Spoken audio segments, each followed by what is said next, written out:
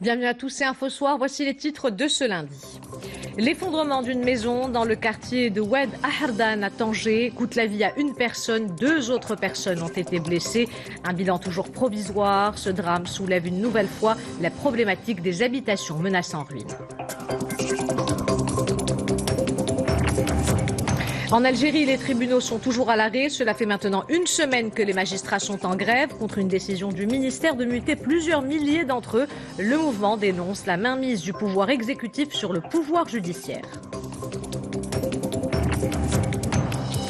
Accompagner les entrepreneurs et porteurs de projets grâce à des formations spécifiques entièrement gratuites, c'est ce que propose Dar al-Muqawil, une plateforme web dédiée à l'accompagnement des très petites entreprises, les TPE qui représentent plus de 90% du tissu économique. Nous terminerons avec de la musique et la soirée de clôture du Festival des Andalousies Atlantiques à Essaouira. La dernière artiste qui est montée sur scène est une véritable icône, Raymond Bedaouia, qui a littéralement envoûté le public en interprétant les plus grands classiques du répertoire marocain. Madame, Monsieur, bonsoir. C'est un drame qui soulève une fois encore la problématique des habitations menacées en ruine. Une personne a trouvé la mort dans l'effondrement d'une maison dans le quartier de Oued Ahardan, dans l'ancienne Médina de Tanger. Selon les premiers témoignages recueillis par nos équipes sur place, il s'agirait d'un homme. Le bilan provisoire est d'1 mort et de 2 blessés. Pour rappel, il y a 2 mois, le 9 septembre dernier, une enveloppe budgétaire de 54 millions de dirhams a été allouée pour le financement du programme de confortement et de traitement des constructions menacées en ruine dans l'ancienne Médina de Tanger.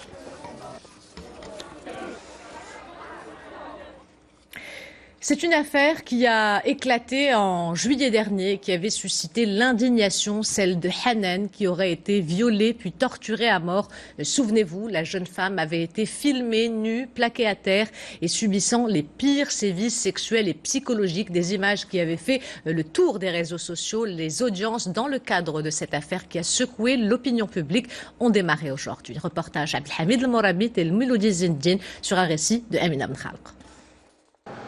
L'examen de l'affaire du viol et du meurtre de Hanan est reporté au 2 décembre. La chambre criminelle près la cour d'appel de Rabat en a décidé ainsi, car sur les 10 mises en cause, les 2 accusés en liberté provisoire ne se sont pas présentés à l'audience. Les 2 accusés ont demandé un délai pour préparer leur défense, chose qu'ils vont certainement retenter par la suite. Mais nous espérons que l'examen de cette affaire démarrera début 2020. Parmi les 8 mis en cause en détention, il y a le principal suspect accusé d'homicide volontaire, de séquestration accompagnée de torture ou encore d'attentat à la pudeur avec violence. Pour les autres prévenus, les chefs d'accusation varient entre la non-dénonciation de crimes, l'enregistrement et la diffusion d'une photo de la victime à des fins de diffamation et la non-assistance à personne en danger. Nous avons demandé la liberté provisoire pour certains accusés car la cruauté de ce crime ne doit pas avoir, à notre avis, d'impact sur des personnes qui ont pour unique tort de s'être retrouvées au mauvais endroit, au mauvais moment. Je parle précisément du cas de 3 personnes accusées d'avoir reçu la vidéo et de ne pas l'avoir signalée.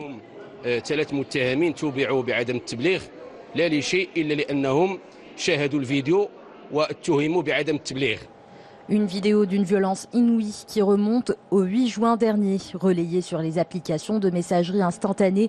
Ces images choquent montrent la jeune Hanan, 34 ans, très affaiblie, et son agresseur qui lui fait subir les pires sévices avant de l'assassiner.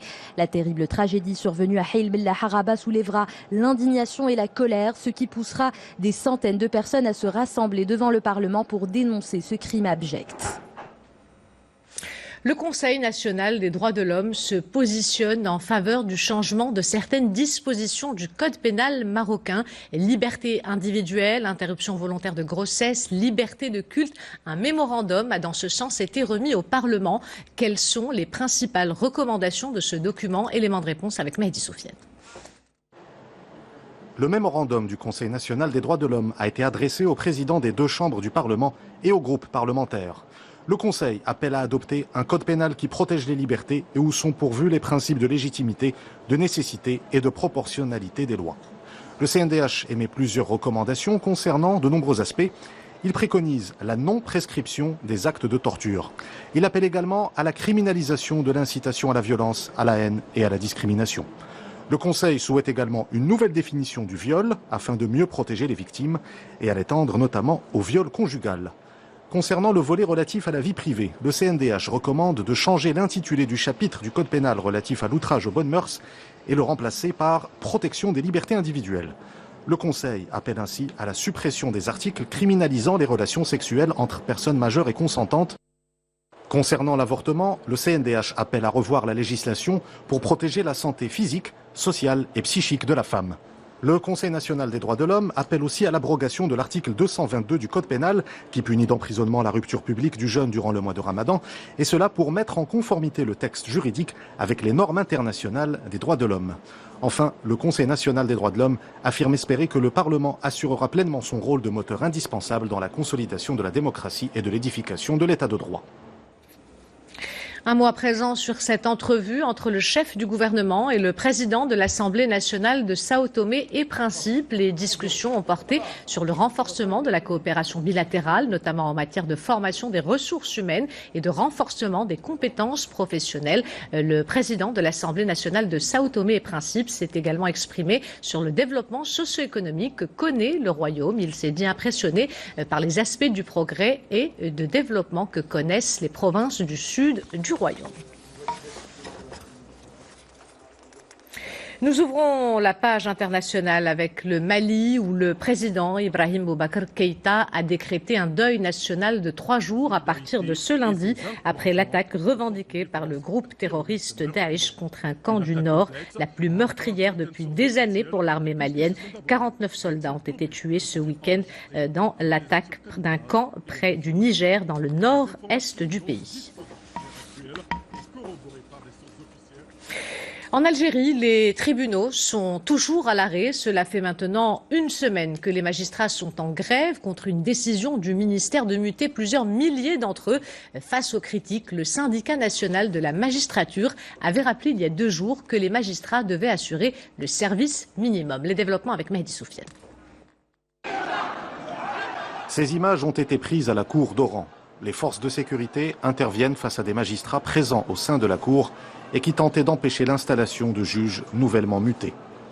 Cette séquence a fait le tour des réseaux sociaux. Elle témoigne de la poursuite du bras de fer entre les autorités algériennes et les magistrats qui sont en grève depuis le 27 octobre dernier. À cause de ce mouvement de grève, les procès de manifestants du mouvement de contestation ont été reportés. La grève des magistrats intervient dans un contexte marqué par la poursuite de la contestation populaire. Les manifestants se sont de nouveau rassemblés vendredi dernier pour la 37e semaine consécutive. Les protestataires rejettent la tenue de l'élection présidentielle prévue le 12 décembre prochain.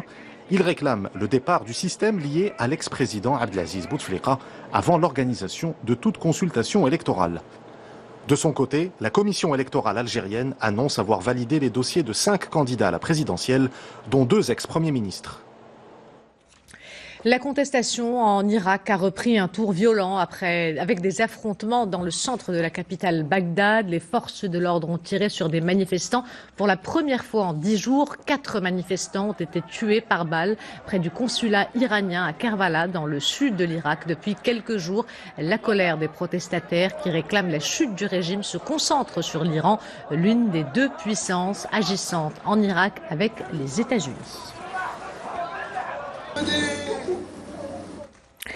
Le mouvement de protestation entre dans sa 3e semaine au Liban. Depuis le 17 octobre, des centaines de milliers de manifestants ont envahi les places des principales villes pour crier leur colère face aux dirigeants accusés de corruption et d'incompétence dans un pays en proie à une grave crise économique. Aujourd'hui, les contestataires, comme on le voit sur ces images, ont bloqué plusieurs axes de circulation au lendemain d'une nouvelle journée de mobilisation massive, illustrant leur mécontentement face aux promesses de la classe politique qui n'ont pas réussi à enrayer ce soulèvement inédit. Retour à l'actualité nationale. Le ministre de l'Intérieur et le ministre de l'Économie, des Finances et de la Réforme de l'administration invités par la CGEM pour un débat autour du thème projet de loi de finances 2020 pour la consolidation de la confiance et la relance de l'investissement. Je vous propose d'écouter à ce propos le ministre de l'Économie, Mohamed Belchaboun.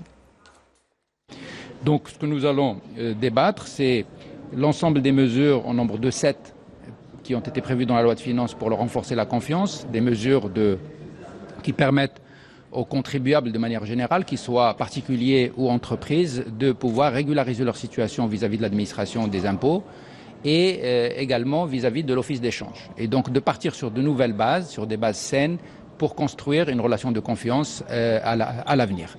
Je rappelle que les assises de la fiscalité qui ont été tenues au mois de mai dernier sont sorties avec un certain nombre de recommandations, dont la principale, c'est l'élargissement de l'assiette fiscale et en même temps d'aller progressivement vers une équité fiscale. Et cette équité doit être construite après avoir assaini le passé. Et donc nous avons estimé que l'année 2020 pourrait être l'année où il faut tourner la page pour construire sur des bases nouvelles et solides. Accompagner les entrepreneurs et porteurs de projets grâce à des formations spécifiques entièrement gratuites, c'est ce que propose Dar al-Muqawil, tout un dispositif d'accompagnement et de soutien qui propose également une plateforme web dédiée à l'accompagnement des très petites entreprises, les TPE, qui représentent plus de 90% du tissu économique et qui constituent un des piliers du développement économique. Depuis le lancement de ces centres, il y a 3 ans, 1800 séances de formation ont été dispensées. Exemple à Tanger avec ce reportage de Sadiq Benzina et Farid Reitou. Le récit est de Oussama Boukhali. Nous sommes à Dar al-Muqawil, à Tanger, un espace de formation et d'accompagnement dédié aux porteurs d'idées. Dans les locaux de cette banque, ils ont la possibilité de rencontrer experts, banquiers et entrepreneurs, profitant de leur expérience et connaissances pour toutes les étapes de leur projet. J'ai bénéficié de formations diversifiées, dont une concernant la création d'entreprises. J'ai beaucoup appris sur le volet relations clientèle et e-commerce. L'accompagnement, l'écoute et le partage, ce sont là les différentes valeurs de ce programme qui accompagnent tout un chacun, quelle que soit la nature et la taille du projet. Mais outre la réalisation d'une étude de marché ou encore la stratégie commerciale, les porteurs de projets profitent surtout du networking qui leur permet de trouver investisseurs et clients potentiels. Pour établir des réseaux et atteindre certains marchés, nous organisons des rencontres pour leur permettre de créer de l'emploi. Au total, grâce au programme Dar al-Muqawil, 21 000 entrepreneurs et porteurs de projets ont profité des formations, ouvrant ainsi devant eux les portes de l'entrepreneuriat. Et pour parler de cette stratégie d'accompagnement, avec moi sur le plateau, Mehdi Boukhari. Mehdi, bonsoir. Bonsoir, Hassan. Alors Mehdi, en quoi consiste ce dispositif de soutien à l'entrepreneuriat et concrètement, comment est-ce qu'il aide ces porteurs de projets à créer leur entreprise? Hassan, en fait, tout projet d'entreprise démarre avec une idée brillante et souvent très simple. Toute la philosophie de ce programme Dar al-Muqawil qu'on vient de voir dans ce reportage est de permettre à chaque porteur de projet de devenir un entrepreneur. Le chemin est certes lent et périlleux, Hassan, mais certains abandonnent même en cours de route. Mais ce genre d'initiative est là pour donner confiance à ces entrepreneurs en herbe et de leur dire qu'au final, il est aujourd'hui possible de réaliser son rêve, d'entreprendre. Comment? Tu me diras, Hassan. En effet, dans les 9 hubs régionaux des centres Dar al-Muqawil installés partout au Maroc, des formations sont dispensées à ces futurs entrepreneurs et à ces PME, TPE, que ce soit en gestion de trésorerie, d'établissement, d'un business model ou encore en marketing et en stratégie. Au démarrage, le porteur de projet n'a pas forcément besoin de financement, mais plutôt d'un conseil avisé. Et ce cursus de formation est de nature à lui donner ces bons outils pour avancer dans son aventure, de l'idée à la création effective de son business. Ces actions d'accompagnement des différentes institutions bancaires ont déjà existé par le passé, mais qui se sont intensifiées ces dernières semaines, surtout après le dernier discours de Sa Majesté Mohamed VI, qui a appelé les banques marocaines à faciliter l'accès au crédit et de mieux accompagner ces PME, TPE et ces auto-entrepreneurs. Alors vous avez parlé, Mehdi, de l'auto-entrepreneuriat. Quels sont les avantages qui sont offerts par ce statut, surtout aux jeunes porteurs de projets? C'est un concept qui séduit à la fois par sa simplicité et par ses multiples avantages, notamment fiscaux. Ce n'est pas par hasard que 114 000 personnes au Maroc ont déjà adhéré à ce régime. Plus besoin d'avoir un local pour exercer votre entreprise. L'auto-entrepreneur est aussi dispensé de présenter un bilan comptable à l'administration fiscale et il est assujetti à une fiscalité réduite, 1% d'impôt à peine sur le chiffre d'affaires pour les activités industrielles, commerciales et artisanales et un petit 2% pour les prestations de services. C'est un nouveau tissu entrepreneurial qui est en train d'émerger au Maroc à un rythme accéléré et qu'il faut soutenir et viabiliser puisqu'à peine 47% de ces entrepreneurs demeurent actifs. Les banques marocaines sont par conséquent appelées aujourd'hui à s'ouvrir davantage à cette nouvelle génération d'entrepreneurs et de leur dédier des produits financiers spécifiques, des porteurs de projets d'auto-emploi, et c'est important, Ihsan, qui ont besoin d'accompagnement, de procédures simplifiées et surtout d'un accès facile au crédit. Merci Mehdi pour cet éclairage. On vous retrouve tout à l'heure avec toute l'info éco dans Econews. À tout de suite. Direction à présent Ben Guerir qui abrite la deuxième conférence ministérielle annuelle de l'initiative AAA, l'initiative africaine d'adaptation au changement climatique, une solution pour lutter contre l'insécurité alimentaire et le changement climatique en Afrique. L'initiative AAA avait été lancée au Maroc en 2016 pendant la COP22. Reportage Izzat Sharqai et Mohamed Chihina. Apporter une réponse innovante et concrète aux défis posés par le changement climatique en Afrique. Tel est l'objectif de cette conférence qui a réuni plusieurs experts internationaux en la matière. L'occasion de rappeler les deux principaux phénomènes impactés par le réchauffement climatique, la sécurité alimentaire et la dégradation des sols agricoles. L'agriculture est très liée au sol, et surtout en Afrique, et la dégradation des sols. C'est un phénomène qui s'accentue avec le changement climatique et on a débattu pas mal d'expériences, pas mal de recommandations scientifiques et au niveau du Maroc, on a partagé avec les présents l'expérience du Maroc. Le futur de l'humanité va s'écrire en Afrique et par une transformation des systèmes agroalimentaires africains. Puisque en fait l'agriculture et l'alimentation sont au cœur des transformations et dans le même temps sont de manière absolument inédite sujets à tout un tas de risques et en particulier celui du changement climatique. Lancée au Maroc en 2016 pendant la COP22, l'initiative AAA vise à aider l'agriculture africaine à s'adapter au changement climatique et bénéficie du soutien actif de plus de 33 pays africains dont le Maroc, le Bénin, le Burkina Faso ou encore le Cameroun qui lui aussi souffre d'importants dérèglements climatiques. Nous, particulièrement au Cameroun, nous observons donc des changements climatiques dans les irrégularités des pluies, surtout au nord Cameroun, où en ce moment nous avons des inondations à cause du réchauffement climatique. Nous avons parfois des sécheresses avec des pluies qui viennent tardives. 6 des 10 pays les plus menacés par le réchauffement de la planète se trouvent en Afrique, sachant que le continent n'émet que 4% des émissions mondiales de gaz à effet de serre et possède 65% des terres arables du globe. La page santé de ce journal est consacrée à la dépression chez les personnes âgées. L'ennui, la perte de proches ou la nostalgie d'une époque passée peuvent en effet favoriser les épisodes dépressifs. Les seniors sont ainsi particulièrement exposés. Alors voici quelques conseils pour un meilleur accompagnement dans ce reportage de Maryam Amlel et Hicham Souni. Le récit est de Amina Bkhalq. 20% des adultes de 60 ans et plus souffrent d'un trouble de santé mentale, selon l'OMS. Parmi ces troubles, la dépression qui affecte le quotidien de 5 à 7% de ces personnes âgées. Plus le patient avance dans l'âge, plus le déséquilibre hormonal est important. Les dysfonctionnements de neurotransmetteurs comme la sérotonine et la noradrénaline font partie des principales causes de la dépression. Certaines maladies comme Parkinson ou encore les troubles de la thyroïde peuvent également favoriser l'apparition de symptômes de l'état dépressif. Parmi ces symptômes, une fatigue intense, des troubles du sommeil et la perte d'appétit. Des signes qui ne trompent pas selon les spécialistes. Ils recommandent ce qu'on appelle une psychothérapie de soutien. Il s'agit d'un travail sur soi pour identifier les causes de la dépression. Cette psychothérapie de soutien repose sur l'évaluation de la santé mentale et des capacités cognitives, comportementales et physiques du patient. Ces thérapies nécessitent généralement l'implication de l'entourage et des proches de la personne en état de dépression.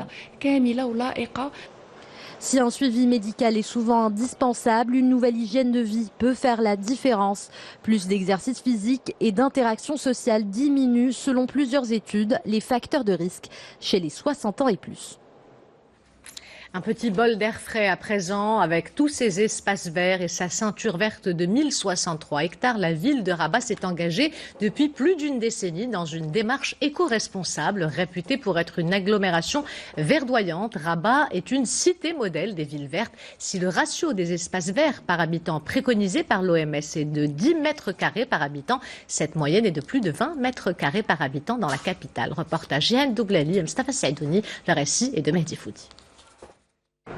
C'est à travers la création et l'aménagement de nombreux de jardins, parcs et espaces verts que Rabat, ville lumière, ne cesse de conforter sa vocation de ville verte. La capitale du royaume adopte depuis plusieurs années une démarche écologique soucieuse de l'environnement, offrant ainsi un cadre de vie agréable pour ses habitants. Cette ville a réussi à préserver son environnement. Les espaces verts sont partout, ils nous procurent une énergie positive.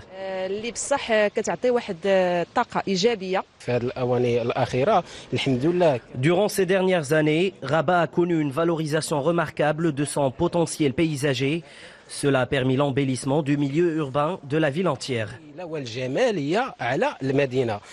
La capitale développe son espace vert grâce à sa politique d'urbanisation et d'aménagement qui fait de la valorisation et la sauvegarde de l'environnement un outil essentiel de son développement durable.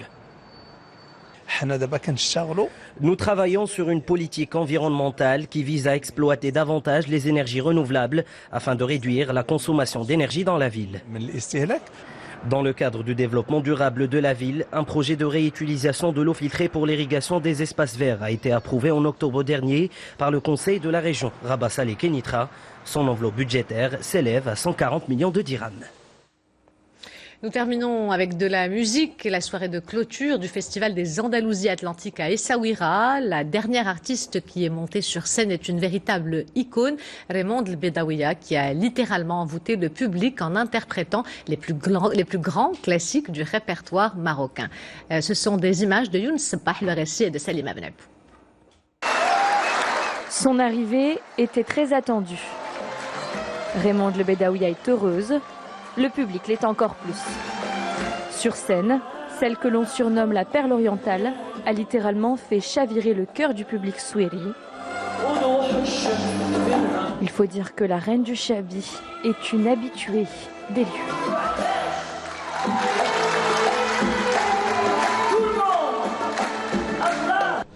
Le constat qui est fait de la profondeur et de la renaissance d'Essaouira et des messages qu'elle porte et aussi de ce qui peut nous être apporté par nos partenaires venus du monde entier ou d'autres villes dans le Maroc qui sont désireux de consolider cette démarche. Donc voilà, 2019 a été une édition bénie à tous égards et nous en repartons bien sûr épuisés mais tellement heureux.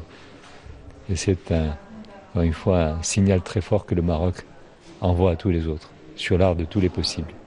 Ici, les gens se rencontrent. Ce festival permet aux Marocains venus des 4 coins du monde, États-Unis, Argentine, Canada, tous les Marocains, qu'ils soient juifs ou musulmans, de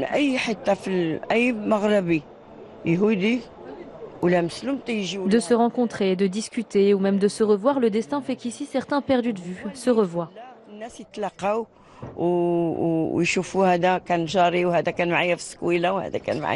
C'est ça la beauté de ce festival. Fidèle à sa tradition, le Festival des Andalousies Atlantiques ouvre sa scène aux artistes venus d'horizons divers, à l'image de Asma El Zarq. C'est l'une des plus belles voix du melhoun marocain. Sur scène, elle a interprété quelques-uns des plus grands classiques de ce répertoire poétique.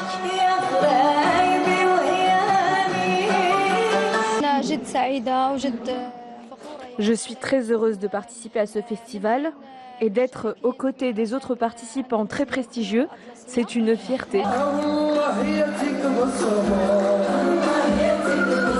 Quelques Quelques instants plus tôt, le grand maître Ben Omar Ziani, figure incontournable de la musique judéo-marocaine, a interprété sur cette même scène ses plus grands succès pour le plus grand plaisir du public. Avant de nous quitter, je vous rappelle l'une des principales informations de ce journal, ce drame qui soulève une fois encore la problématique des habitations menacées en ruine. Une personne a trouvé la mort dans l'effondrement d'une maison dans le quartier Oued Ahardan, dans l'ancienne médina de Tanger. Selon les premiers témoignages recueillis par nos équipes sur place, il s'agirait d'un homme. 2 autres personnes auraient été blessées. C'est la fin de cette édition. L'information se poursuit sur notre site 2m.ma et sur l'application My2m. Le prochain journal El Messaïa vous sera présenté par Hicham Gharfaoui. Quant à moi, j'aurai le plaisir de vous retrouver demain à 20h15. En attendant, portez-vous bien et excellente soirée à tous.